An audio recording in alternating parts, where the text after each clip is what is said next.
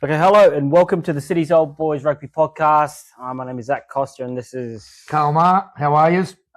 we're just about to give you a breakdown of the rugby and all things rugby that are important to us. Yes. So we'll start right off the bat by congratulating the Emerald Rams for winning the comp on Saturday. Yes. Yeah. Both Zach and I won premierships with that club. Both Zach and I served as presidents of that club at different times. So it's a club that's dear to our hearts. Mm-hmm. It was fantastic to see them. Rugby's really alive out that way. It's a predominantly farming community, the Central Highlands. Yep, farming and mining. Yep. So there's a lot of kids who go away to boarding school. So it's not uncommon to be playing rugby beside some kids that played Queensland, Australian schoolboys, went to Nudgee, went to Churchie, went to Toowoomba Grammar. Yep, playing first 15 rugby. Yeah. Down here. Yeah. And then they simply come back to their farms and bring that quality back into the competition. The other thing that the Central Highlands did in the last, I think it's been 3 seasons now, is because it's a very big fruit picking community. Yeah. There's a company that brings workers over from Fiji, and there's another company that brings workers over from, I could be wrong here, Tonga or Samoa. I'm not 100% sure. Both of those workforces put rugby teams into the comp. And as you can imagine, it's Oten Fee or something like that. They've won the comp every year since they've been in it until this year when the Emerald Rams managed to get up and roll them in the grand final. So for us, there's lots of boys playing in that team. I recognised a couple of names as young kids that were around, possibly not playing when we were still playing, obviously, because that's correct. We are old. Yeah, we know a couple of them. We would have coached them as juniors. Yeah. But it was nice to see. Emerald has an interesting workforce sort of geography, I suppose. It's a place where a lot of people do their first couple of years post-uni. So it's not uncommon for teams to change year to year. And you'll get a couple of players turn up and, they played grade rugby here in Brisbane, or they played Colts 1. They come, they do a couple of years teaching, nursing, doctoring, whatever it is they're doing. Country towns are really big on their sport and contributing to it. Yep. And so it was great for us to see that they managed to get up and win. Yeah, definitely. This is a 2017 undefeated premiers. Yes. Jersey that I'm still wearing. So nearly 10 years since we've been in the game. So yes. Time flies when it was our last year's playing. We were playing with a couple of young blokes who are playing first grade here in Brisbane now. Very good players. I was only watching Joe Fabish play on the weekend, and I was talking to some people sitting with me, and Joseph was polite enough to say hello to an old nobody in the stand, and someone went, How do you know him? And I went, he was a 17-year-old boy in year 12 winning a premiership with us when we were at the end of our time. Only country rugby dinosaurs like us could still roll around it. Yeah, that's right. Look, carrying a winger on the bench and came in second half, took all the glory. Yeah. So, all the young fellas did the hard work in the first half. We come on. Yeah. Also, the day. Unlimited interchange. Interchange. The fitness was impressive. Yeah, that's true. That's true. But yes, no, it was a fun time. But it's nice to see a whole heap of those boys that won that last premiership that we played in, where we went through undefeated. I think 7 or 8 of them came down to Brisbane to ply their trade, going to predominantly East at the time. Yeah. But no, it was great to see people coming down and having a go. Yeah, that's correct. So once again, congratulations to the Emerald Rams. All the best, boys. There'll be a few sore heads in Monday, or today anyway. Yeah. Silly Sunday. They really embrace all rugby traditions, Silly Sunday and Mad Monday. Yes, they are fully committed to them. So there will be very scantily clad young men wandering the streets of Emerald today. Just point them in the right direction if you see them. Yeah. But onto the weekend proper. No international rugby again. It's a 2-week break. Yep. Really, the only thing to comment on is, and you would know better than me, Zach, so I might hand this over to you, what appears to be a bit of a scandal about Duplessis, Kirifi just not making it. Just basically being told they don't consider him better than any of the sevens they've got, and with his inability to play other positions, which I do think that's a fair point. He can't play 8 or 6. He can't play 8 or 6. Yeah, right? That's correct. They're not even going to carry him in a squad, which for me, you can only be the best in the competition that you're playing in, which he was this year, hands down. Yeah. Hands down, he was the best ball scavenger in a sport that no longer rewards ball scavenging. That's true. I think it's a massive slap in the face, and I do not understand. I truly believe it'll be to New Zealand's detriment, because I think he will go to Japan or Europe and earn lots of money, and that'll be the end of him. Yeah. I see things from both sides on this. Like, obviously, I'm not close to the players that the coaches are. So coaches have hands on, they have their own opinions. So far, he's doing a great job. They were looking for size, which Dupes unfortunately doesn't have, and he lacks that versatility to play 6 or 8 as well, which is the direction that we are going. So we just have to trust that the coaches know a little bit more than us. Also, we're not picking a team to play in Super Rugby. If I was picking a team to play in Super Rugby, I would be picking Duplessis Kirifi. I would be. But don't But we are playing international rugby, and not just anywhere. We're playing in South Africa, where size is important. If you have a look at the Lucies that they have selected, they have gone for size. When you play a second row Tupou Vaa'i on the side, you are looking for size and scrummaging. So that's a clear nod to what they were looking for this particular tour. Potentially, he might get a run end of year, or if there are injuries, he still may be brought into the fold as well.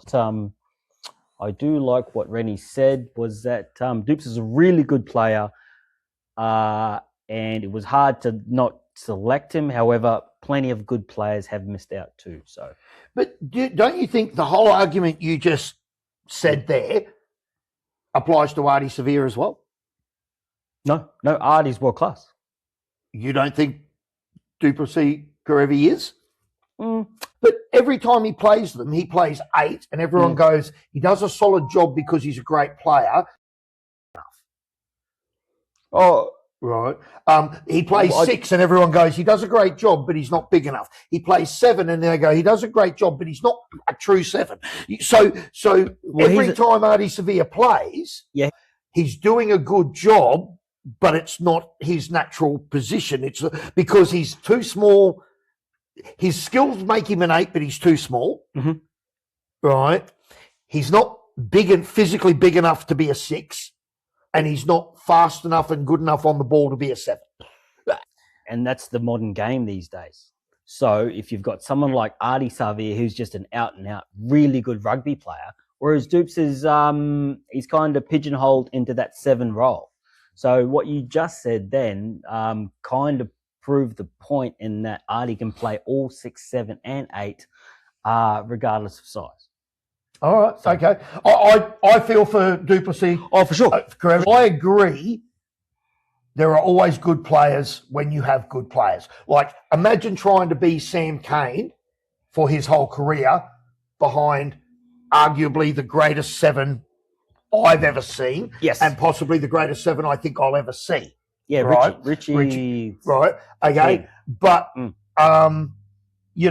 like Sam Cane was pretty damn good. But he was stuck behind him. Yeah, so I get that. What I feel is, I don't feel that's the case for Duplessis. I feel that there isn't an out-and-out world-class 7. Mhm. I think as a 7, he's probably better than Artie Sevilla, Could be. right? And I think it's a bit tough. What you're basically saying is they'd rather carry a player who's adequate at all these positions than a single player who's very good at a position. Yes, that's exactly what they're saying. Yeah, I agree. That's what to me, that's what they're saying. I think that's a bit tough. Like, and I think that creates problems. Let's say you don't think that he would be entitled to go, because New Zealand's very critical of its players who go over to Japan early in their career or go over to Europe early in their career. They go, no, you owe it to the All Blacks. But you don't think that the All Blacks have made it clear that the type of player he is doesn't fit in their plans. Dave Rennie's got not immediately. No, not in such a short run up. Like, you really need to put the pen through the. Here's our team. We can't be fucking around too much. So here's an idea. Here's a team. If it doesn't work, well, the fallback is, because they know what they'll get out of Dupes. Do you know what I mean? He's a known quantity.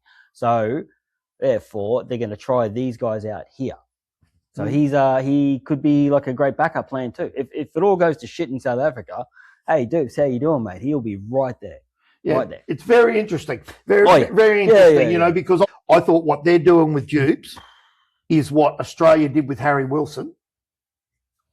When they never picked him, they played Valentini, who's clearly a 6, but they played him at 8, and then they played a 7 at 6. Yeah. You know, and no one was doing their job, you know, because at that level, at club level, you know, like at country club level, 6, 8, 7, 4, 5. Really, what you do find is, however, every time you go up, and I think I used this example the other week when we were talking, you know, my brother Zach here, when we played club rugby, he played at 10. You know, we won premierships with him at 10. On the years we got a very good 10, he played at 12. And there was one year where we had an exceptional 10, 12, and he played his preferred position at 13. When he played rep rugby, he played at 13. With good players, you played your preferred position. When we got a genuine 10, you stopped being a 10, right?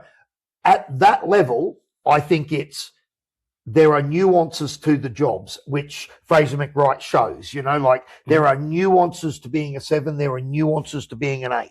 Yeah.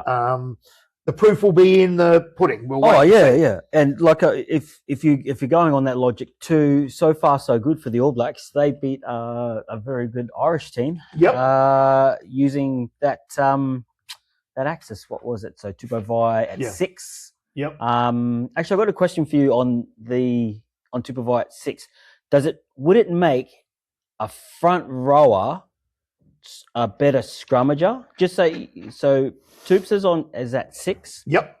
Is it a tight head prop? It changes because it depends on where the scrum's set on the field. Okay. He'll be on the short side no matter what. Yeah. Look, you know what I mean? Like, because second rowers are known better scrummagers. Yes. Is that fair to say? Yeah. Good second rowers are scrummagers. Yeah, better. What I'll say is, over the years, I have played in some teams where we had a very poor scrum.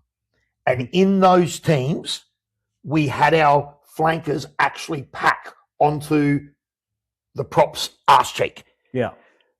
But in a good scrum, yes, they pack there and yes, they push a little bit, but they're more about stability. They're not really about strength because they are trying to get off. They are trying to leave. You know, so in a good pack, you're not looking for that as such. Yeah. Okay. And New Zealand has a good pack. They have no shortage of quality second rowers, monstrous big blokes. Yeah. But you know, it'll be interesting. I know we don't normally touch on it, but I am going to say one thing. I'm loath to agree with Eddie Jones, but I do think bit rude Japan aren't getting home games. Bit rude that, you know, they're being told your home game will be in Townsville or your home game will be Newcastle. Yeah, they played the Irish there. Yeah, and they're playing Australia in Townsville. Oh, really? Yeah, that's their home games. They're not getting home games. I think that's rude. Yeah. I don't understand. France are refusing to play them. I think France are playing them in England. Like frogs. Europeans are a bit like city folk sometimes. They don't like to travel. Oh yeah.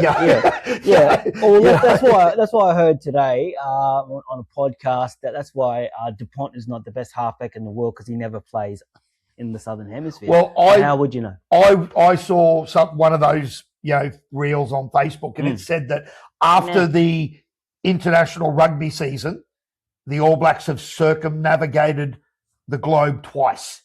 Yeah. In how much travel they do. Yeah. Like, because they're going to Baltimore as well for the fourth test. Like, I just think, World Rugby needs to owe a little bit more to, I'd love for Japan to be a strength. I would love for Japan to be a country that is, if you don't play well against them, you'll get beaten. Whereas realistically at the moment, if you're in the top 4 or 5, 6 teams in the world and you play a solid game against Japan, you will win. I would love nothing more than Japan to rise up. That will happen when we start treating them like the rest of the world. Yeah, the same as what happened with Argentina, remember? Yeah, that's right. Until we started treating Argentina seriously, all right, and now all of a sudden, gee whiz, they're real good. Yeah, no one wants. They're sneaky good. You wouldn't. Yeah. You don't really want to play. Yeah. You need to turn up at your best to beat them now. Yeah. Before you could get away with, you know what, like a half game. No, if you don't turn up switched on, as the All Blacks found out multiple times over the last few years, you get beat if you don't turn up to play. So. All right. Well, on to our local Brisbane comp. So first up, everyone heard me last podcast voice my view of Brothers. But I will say congratulations. The filth. Congratulations to them. Brothers have one more game to finish out their season. But I think it'll be a fait accompli for them unless they rest a heap of players. If they win on the weekend, that will give them an undefeated season. That is unbelievable in this. Yeah.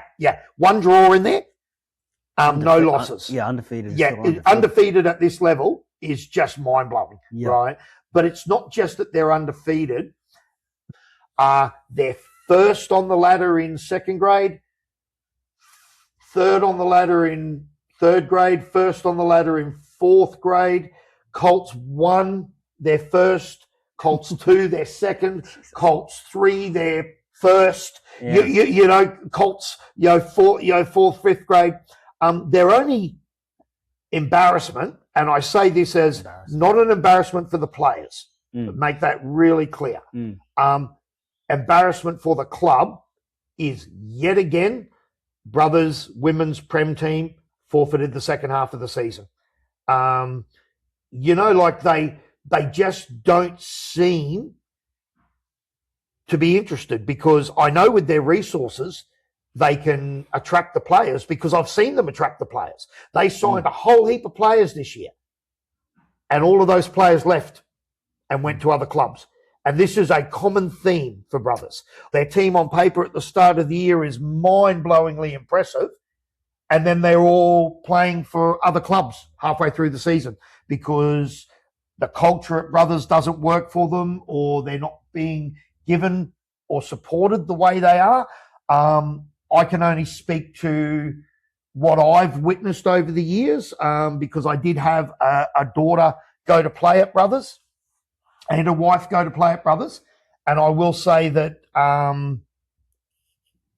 the club made it really obvious that they're just not interested. They weren't a priority. And they both moved on and went on to become very good players at other clubs. And that has happened again this year, So, I do think Brothers really need to have a look at that. Rugby's inclusive, and it includes everyone. And if you think women's rugby's not a thing, then you're on drugs, mate. Oh, Yeah, it's the biggest growth area in rugby right now. Yeah, biggest growth area in rugby. You know, like 5 of the Prem women's teams are fielding second grade sides. Yeah. You know, so they've got 70, 80 plus players, and you've got a club that can't field. Now, the other thing, and I'm going to criticise the QRU heavily, and you'll find, just so there's no skeletons in the closet, my relationship with the QRU in relationship to women's rugby is pretty salty. I'm pretty unimpressed with what they've done over the years. But again, they've done this crazy thing where brothers have decided not to field for the second half of the season. Not even all the games. I think they forfeited a couple, then they just abandoned the rest of the season. The QRU has then gone back and in retrospect wiped them from the comp and taken all the points.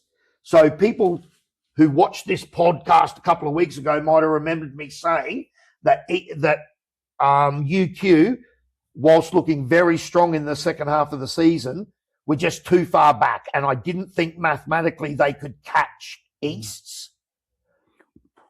East got stripped of all their points for winning games against brothers. And now, to be fair, East also got a draw against Jeeps, which, if you remember, I did say if anyone was capable of upsetting East, and that gave UQ a mathematical chance. But I think the way it stands now is I actually don't believe, and no one's 100% sure if the draw's correct. That's the crazy thing. No one sort of really understands, but the way we're looking at it now, we went from 2 weeks ago, my belief that UQ mathematically couldn't catch East, to the way it sits now with East losing all the points for playing brothers and however they've done it, which makes no sense. I spoke to some people from different clubs on the weekend, and they went through the draw, tried to work it out on pen and paper, you know, points and this and that. They can't make the points make sense. But the way it works now is you've got East first grade women, if there were 3 games left, couldn't catch 4th place. And no one can work out why. 2 weeks ago, they were a lock for 4th. They couldn't finish worse than that. Now they wouldn't be able to make 4th with a wing and a prayer. But it's pretty close to settled. What you've got is Sunnybank on first, Bond on second. There's a point between them. Bond play West, who are in third on the weekend. If Bond win and Sunnybank win, then Sunnybank will be minor premiers. But if Bond lose, Sunnybank lose, it'll all stay the same. So the minor premier is going to get sorted out, but West can't change their position. They'll be third. Maybe there is a mathematical thing that says they could end up 4th, but I think that's unlikely. But either way, and the way the finals work is first place second, third place 4th. The winner from first and second goes straight through the old style top 4. Yep. So that'll be really interesting. Probably they are, from what I've seen, the best 4 teams in the comp. Okay. UQ gets hurt a little bit by they miss a lot of players from playing for the Reds, and they also get severely affected because of university holidays. Oh, okay. Because it's a UQ team, players go home for 2 weeks, 3 weeks, miss some games. Okay. So they have a few times during the year where they struggle to field. Yeah. Right, you know, even though they've had first grade and second grade this year, but they will struggle to field, or they'll have no bench. You know, if they can make the finals, then they can threaten when they get all their players back. Okay. But on the weekend just gone, all the players were back on the weekend, which was really, really, really interesting. Bond played Sunnybank. Sunnybank beat them 28-22, but that's Sunnybank got back Ivania Wong and another Queensland Reds player, Cup maybe. Bond got back like 8 Queensland Red players, like Eva Kapani and people like that. So that was a huge thing for them. Norths finished out their season, and you heard me talk about North's women's team being so much better this year than they've been in previous years. And the results on the field, I don't know if that supported it so much, but when you were watching them play and people I spoke about who played against them, they were very different. You could tell they're on a trajectory upwards of just being much harder to beat. Well, they beat East 33-10, which was fantastic for them. That's a good win. Great win. Great win for them. Yeah. And great way for them to finish up their season because they've got the bye this week. And then UQ beat Jeeps, but that was to be expected. They went all right. West's had brothers. West played East second grade in a scratch match type thing. Did they rest many players? No, West. No, because West hadn't had the bye the week before. Yeah, I think so they were looking for someone to run some players, and East second grade were pretty good sports, to be fair, because not only that, all of the Reds players came back. And they all needed a run as well. They played for West. That's good sportsmanship. Shout out East. Yeah, shout out for East because I watched that game and tough, I thought East tried really hard, but there were 5 Queensland Reds players came off the bench in that game. Oh, gee whiz. So it was just be brave and get out there. Yeah, but it was good of them. That's good culture. Great culture. Yeah. The West girls, you can't be having 2-3 weeks off in a row, that'll undo all the good work. And so they put a team together, came over, West gave them what for, but it was a good game, a good hit out. So this weekend, glasses back on. This is the last game of the round. Norths have got the bye. East are playing Sunnybank. The wheels have fallen off for East, sadly. I think, understandably, feeling a little bit aggrieved. They got fucked over, in my opinion. I do not know how it happened. I tried looking at the games and the points, and I can't quite work it out. But somehow they went from 2 weeks ago, in my limited opinion, and I am not a mathematician, but I could not see how UQ could catch them. To now they're so far behind, it's hard to believe they were ever a chance.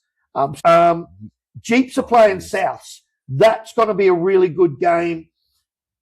Both of those teams are in a rebuilding stage. Both of them have had some pretty tough games this year, but they've also eked out some pretty good results. I think they're going to be quite evenly matched, and both of those ladies' teams will be looking to finish the year on a high. I've seen Jeeps play when they played West. They were brave. They were beaten on the day, but they were quite a young side. Very young. Very young side. You could see what they were trying to do on the park as well. They have also Jeeps have got players back from the Reds. Oh, right. Yeah. So that should help them. And then Wests are playing Bond. The game doesn't really affect Wests. Third or fourth makes no difference. Yeah. They can't get to second. I think if they could get to second, they would. There would be a lot more in it. But they can't get to second. They're 6 points behind. Max you can pull out of a game is 5. So that's that. I think you'll see Wests maybe rest a couple of players and go from there.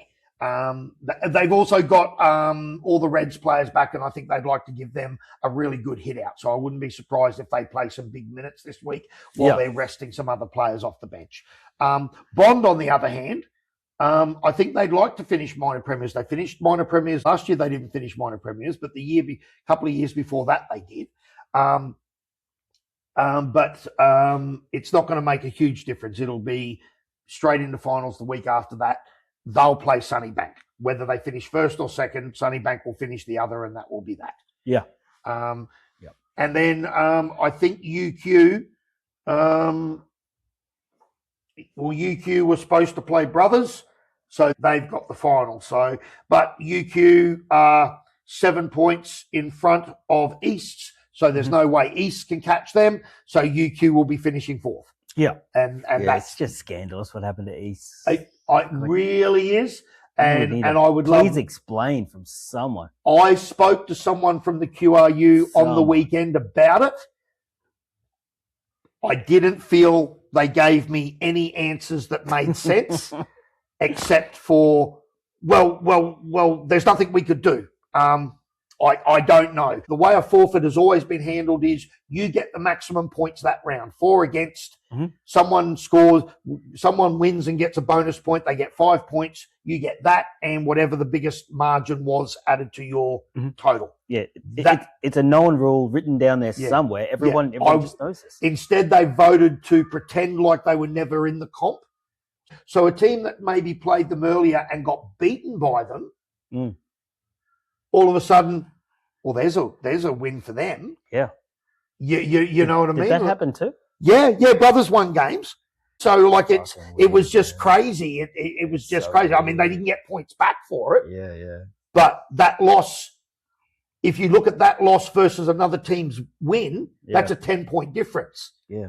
I don't have 5 points. You do have 5 points. Now we're both on 0. I have no idea what's happened, mate. But as you can imagine, I thought it was pretty crap. Yeah.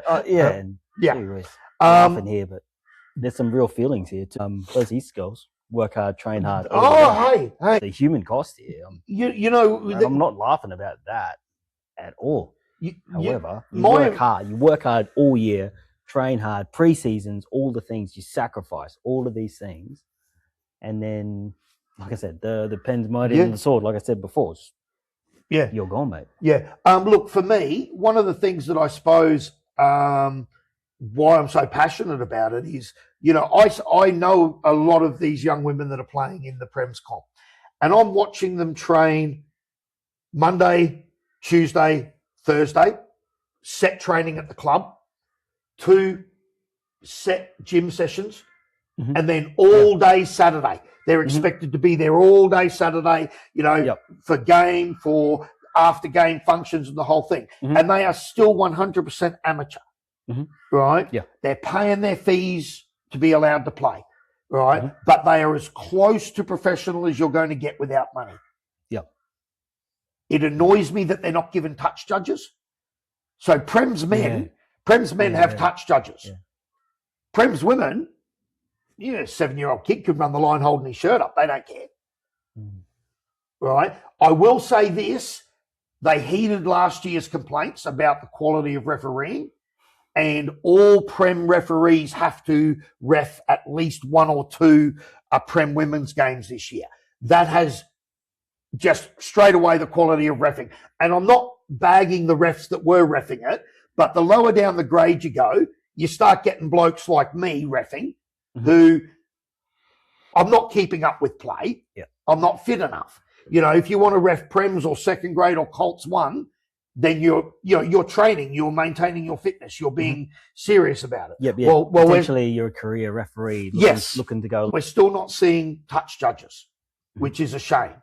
Right. We'll see him now that once the finals start. That's always the way. Yeah. And I understand that there's a limited number of people to get around, but surely if Colts 1 has touch judges and Prems men has touch judges, Prems women can have proper officiating touch judges. Yeah, agreed. I think that's fair. It's a simple. Yeah. All right. That's enough of my rant on the women. But get down and try and watch a game. It's quality rugby, I'm telling you. Yeah, surprisingly good. Quality rugby. Last weekend, I watched live Brothers versus Wests. What a good game. 30 points to 21.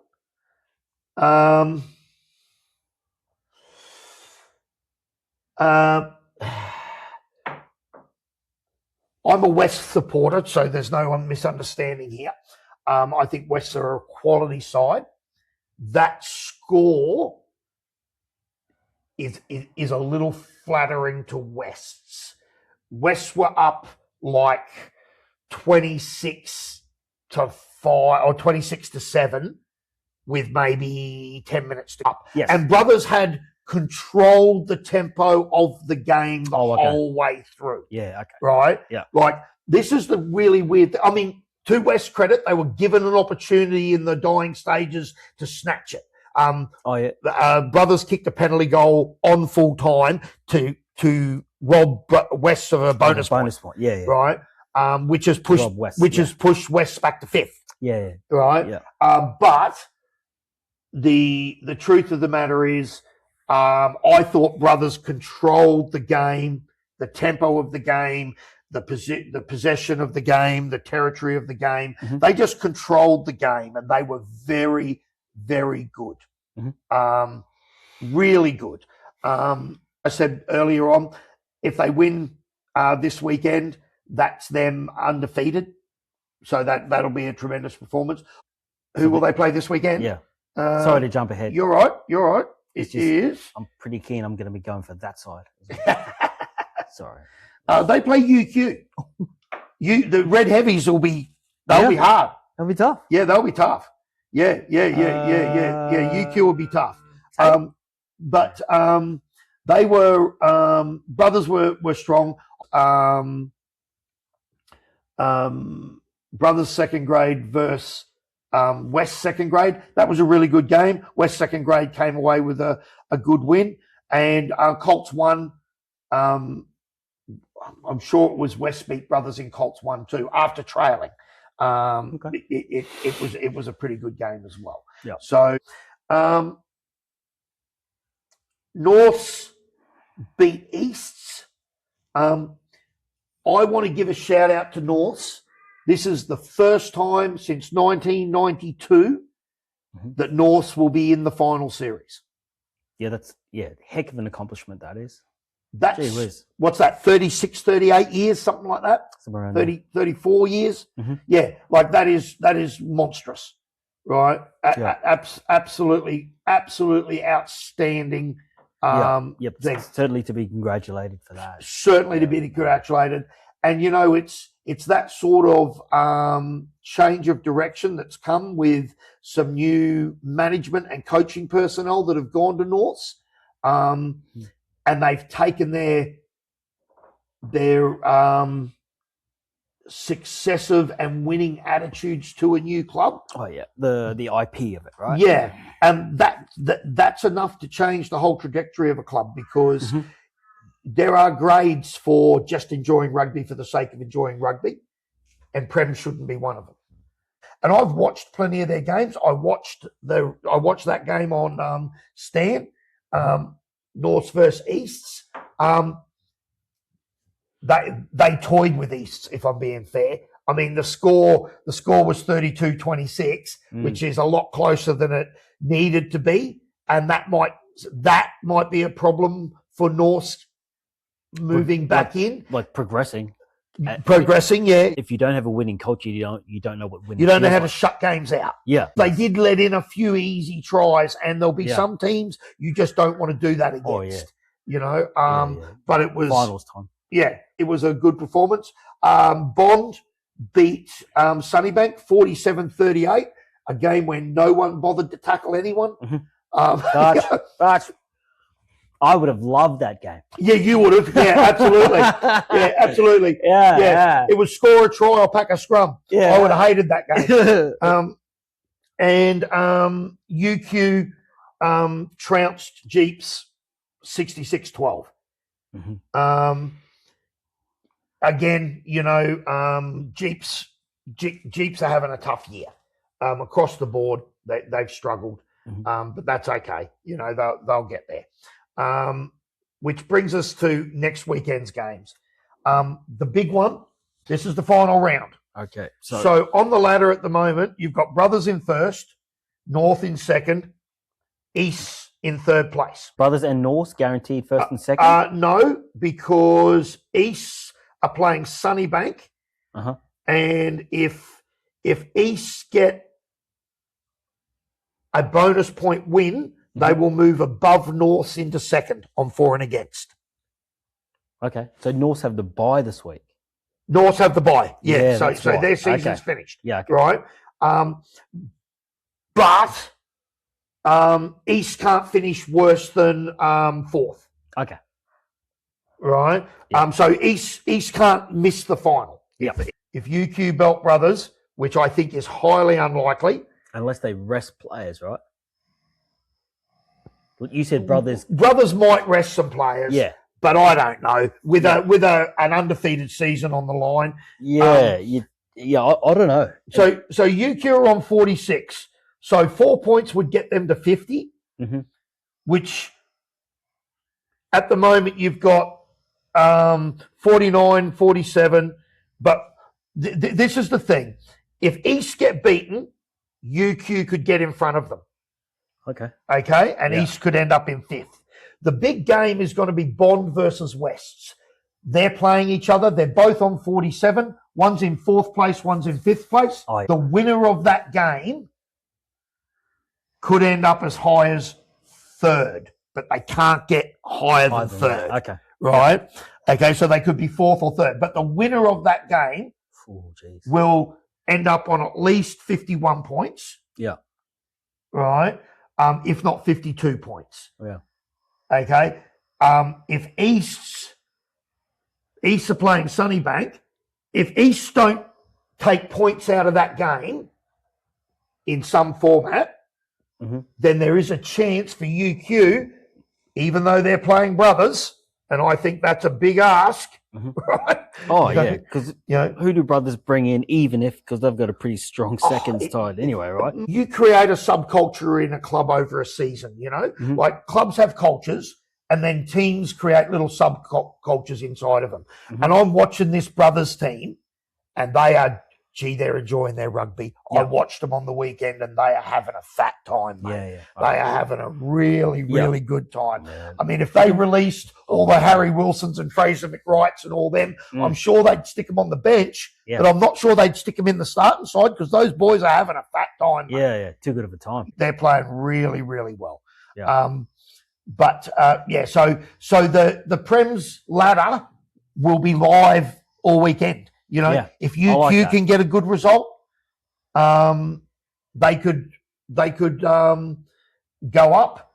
They would need East to lose because whoever wins out of Bond and West, which is fourth and fifth, they're going to go up, right? So UQ need East to lose, right? And they need to win and win handsomely. Win by, score 4 tries and win against brothers. Big ask. But, that's footy, though. The heavies were on fire the last couple of weeks. They've been very, very strong. Yeah, they're certainly capable. They're certainly capable. Getting a result on the day.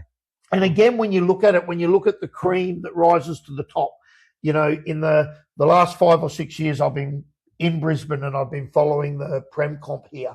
The 3 big teams are Brothers, Wests, who have played, I think they played 3 or 4 of the last grand finals, one of or both of them, UQ, and then Bond won last year. Bond won last year. East were very strong last year and then didn't make the final. These are the teams that are really making the effort, and you can see it. You can see it because these things often happen in other ways, and it's the depth. You're seeing all of those clubs. East sent 3 or 4 players over with the Australian under-20s. Oh, right. They all went over with the under-20s. They've got strong Colts teams. They've got strong second grade teams. They've got strong third grade teams. Yeah. You know, and that is the depth you need now to be competitive in a season that lasts 18 games. Yeah. You know, like 18 rounds is mammoth. These blokes are belting each other for 80 minutes every week. Yes. Yeah. And mostly still amateur and all that sort of thing. Yeah. Oh, look, I'm sure that there are some players possibly getting payments at some clubs. You've heard me talk about him at North's. North's number 9. Apologise if I get his name wrong. Mosiah Christensen. He's the number 9 there. And I mean, I remember him when he was at Brothers and he won premierships at Brothers. And I believe he's won premierships at other clubs. Oh, yeah. Right? He is the whole package. Yeah. I'm assuming he doesn't move for the fun of it. That's what I'm assuming. We need a quality halfback. That boy does the job. You know, right. And he's very, very good. And he has been a massive part of the North's revival. Okay. The other thing that's happening with North's now is because they're going to be seen as competitive, in the past, there was a bit of a thing amongst rugby clubs that if you wanted to be serious, you could come up through North's as juniors. You could even play Colts there. Yeah. But you had to leave. You didn't stay there if you wanted to play serious rugby. You went to one of the bigger clubs. Yeah. Right? Well, if North's are winning, that's right. That'll change. They'll hold on to a lot more. They will. They'll hold on to a lot more. And it was a killer for them with their women's team. I can name half a dozen players that have played for Queensland and Australia that started their juniors at North's. Yeah. You know, Alana Scametti comes to mind. I remember her as a 16-year-old playing number 8 for North's Prems women. Yeah. Right. And everyone knew, oh, this girl's going to be something great. And then next year she's at West's. 2 years after that, she's in the Brumbies. And now she's, you know, with the Western Force. I think it's the Western Force and in the Australian squad. But North's just couldn't hold those girls that wanted to go somewhere and the young men that wanted to go somewhere. Yes. They always had quite good Colts teams. That progress. If they wanted the progress, they were looking for that. I don't know whether it was connections or that as a whole, the club didn't really appear to take it as seriously as other clubs did. But that's clearly not the case this year. North's, hats off to you. You have had a fantastic year.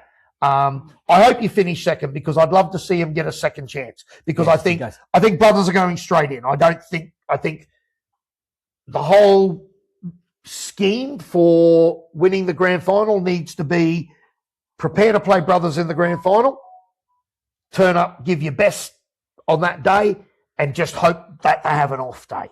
Yeah. Right. The bounce of the footy, though, plenty of undefeated teams have gone under semi-final, grand final time. I know that in the history of rugby. I've never experienced that. Of course. Yeah. So I'd love for North to finish second. I think that'd be a great feather in the cap for their season. And it would also give them 2 opportunities to progress. All right? Yeah, that's right. I'm really hoping. I mean, Bond are a weird side.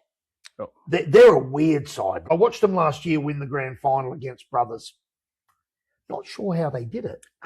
I think they just scored more points than the other team. Yeah, but they never looked the better team. You don't have to. You just got to score more points. But what they do is forwards. I tell you. What they do is score a fucking try from anywhere, right? They just run and they score tries, and they run and they score tries. Yep. Sounds about right to me. But I think, as I've said before, I am a bit of a West supporter. The turning point for Wests was first game of the second round. They were playing Easts. West had been playing terribly, really badly. There was a lot of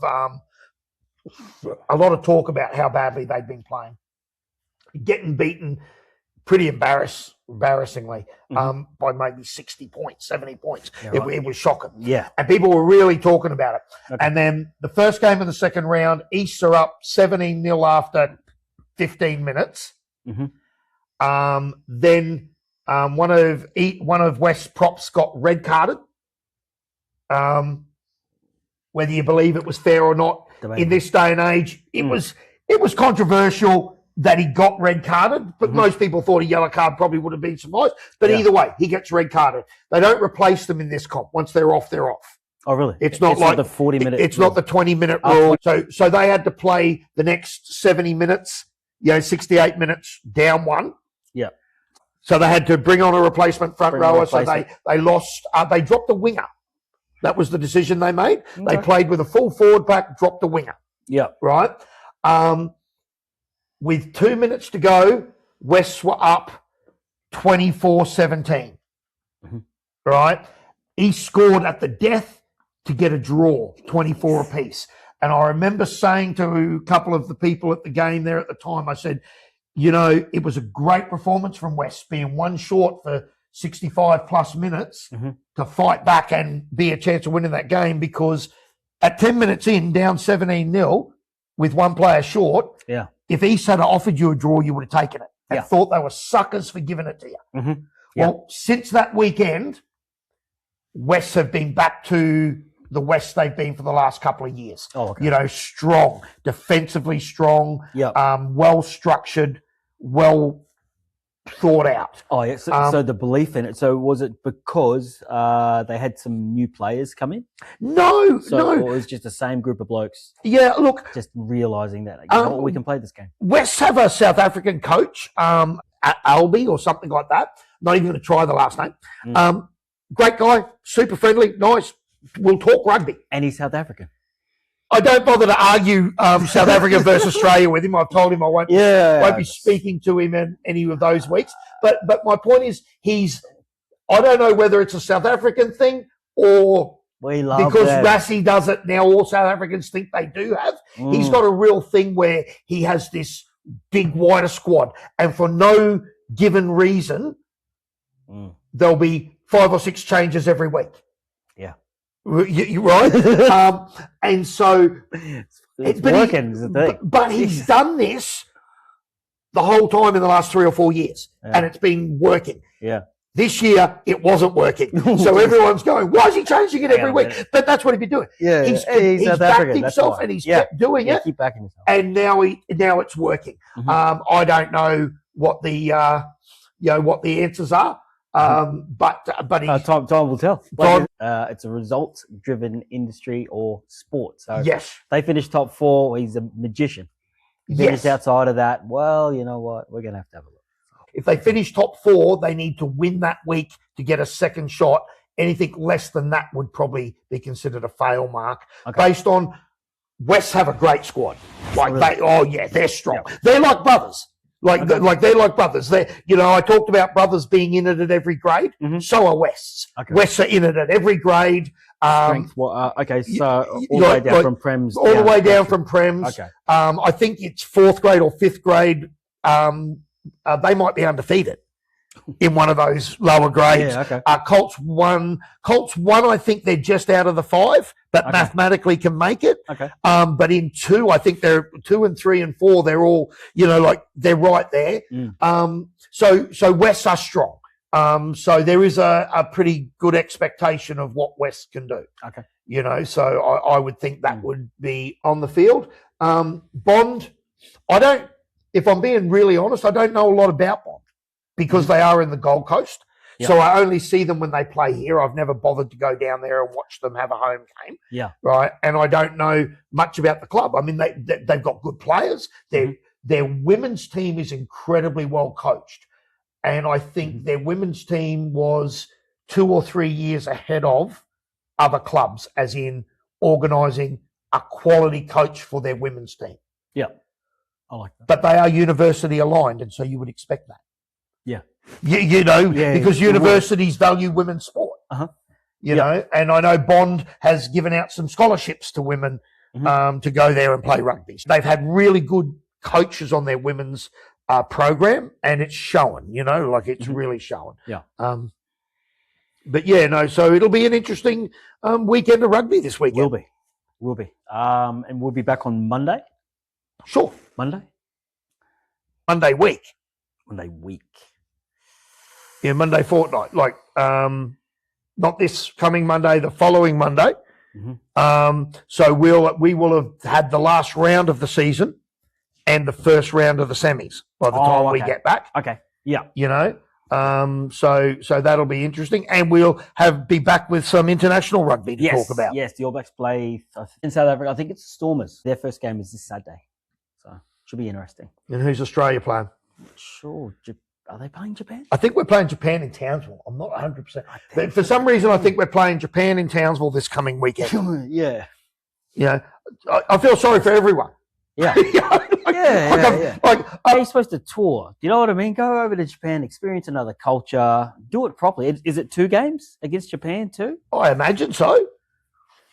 Okay. You know? Yeah, okay. You know, like, but Japan aren't getting home games, which I think is just criminal. France and England, Ireland, they're not the be-all and end-all of the world. You know, if South Africa can travel, which is on the other side of the world. Which is on the other side of the world. You know, like if Argentina can travel, which is on the other side of the world. That's correct. You know, like if they can travel, then I think countries can travel to Japan. I think that's really unfair to them. I think that would be halfway down there that way too, right? Coming from the north. As opposed to coming all the way down. All right. That looks like a great place to wrap it all up. Yep. Happy with that. This is so cringe for me, but if you like the content, please like and subscribe. If you don't like the content, blow up the... say something. Say something. We were to ever make any money, we'll donate it to some junior rugby club, probably the Redcliffe Sea Snakes, which are just down the road or something like that. Because we need to justify this to our wives. If there is a period of time we're taking out of our day, which, you know, there is an argument that we're just indulging our overinflated egos and talking rugby and all that shit. All that shit, mate. Yeah. No worries. All right. Thanks, guys. See you next time. See you. Where